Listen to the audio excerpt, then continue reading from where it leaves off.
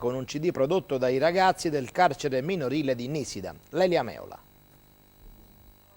Dobbiamo creare attorno ai ragazzi delle condizioni che gli consentano di tornare ad essere degli adolescenti e di crescere come uomini. Questo è il lavoro che stiamo cercando di fare da tanti anni a Nisida e che ci ha dato dei risultati, ci sta dando sostegno ed è quello che noi vorremmo proporre alla città come modello di azione.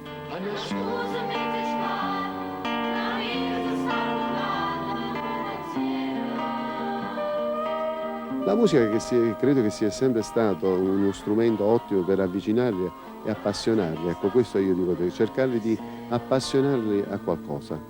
La musica credo che sia un ottimo strumento per fare questo. Napoli che deve rifare i conti con la sua emergenza criminalità minorile e qui a Nisida, l'isola dei ragazzi, il lavoro quotidiano per tirarli fuori va avanti e tutto serve, un CD musicale con l'ex Scugnizzo, Pino De Maio e i ragazzi del carcere, una mostra di dipinti dei ragazzi a Castel dell'Ovo, nei piazzale assolato insieme ai ragazzi della scuola e del carcere, autorità, il messaggio del presidente Napolitano, del sindaco.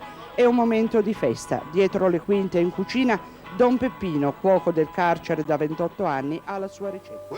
La musica, le canzoni tradizionali e quelle nuove del cantautore Pino Di Maio, ma anche i saluti, gli impegni del sindaco Iervolino. È passato così questo pomeriggio di Ferragosto per i ragazzi di Nisida. Una maniera particolare per vivere questa festa d'estate anche fra le difficoltà di una vita di problemi.